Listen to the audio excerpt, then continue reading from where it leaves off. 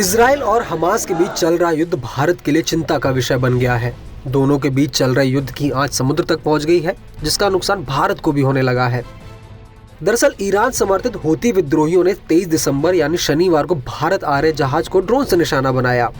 America के रक्षा विभाग ने दावा किया है, जिसके मुताबिक केम प्लूटो नाम के जहाज पर उस वक्त अटैक हुआ जब वो अमेरिका के संपर्क में था।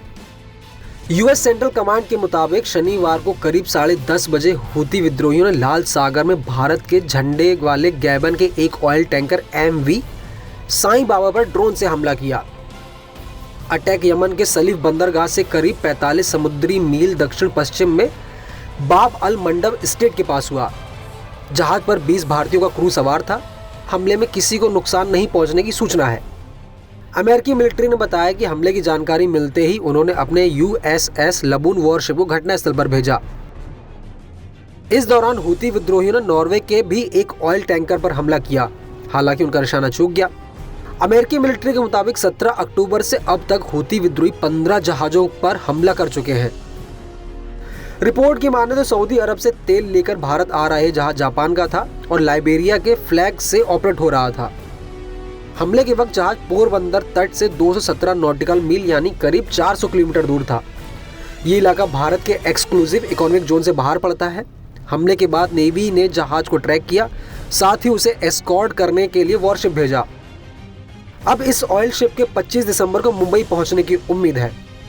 इधर ईरान ने अमेरिका के आरोपों का खंडन किया। ईरान के deputy foreign minister Ali Bagheri ने कहा, हूती विद्रोहियों के पास अपने खुद के हथियार हैं और वो अपने फैसले खुद लेते हैं। इसमें हमारा कोई रोल नहीं है। हूती विद्रोही लाल सागर और आसपास के इलाकों में अक्सर जहाजों पर हमले करते हैं।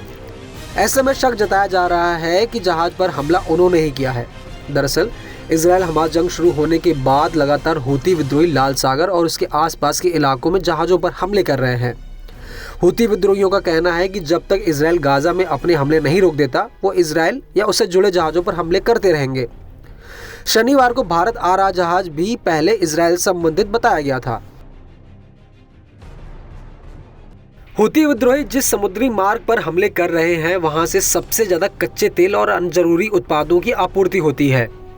अगर हूती विद्रोहियों की ये हरकत जारी रहती है तो आने वाले दिनों में न केवल तेल के दाम बढ़ोतरी होगी, बल्कि जरूरी सामानों के दाम भी बढ़ेंगे। इन हमलों को लेकर भारत भी चिंतित है, क्योंकि इसका असर कारोबार पर भी पड़ रहा है।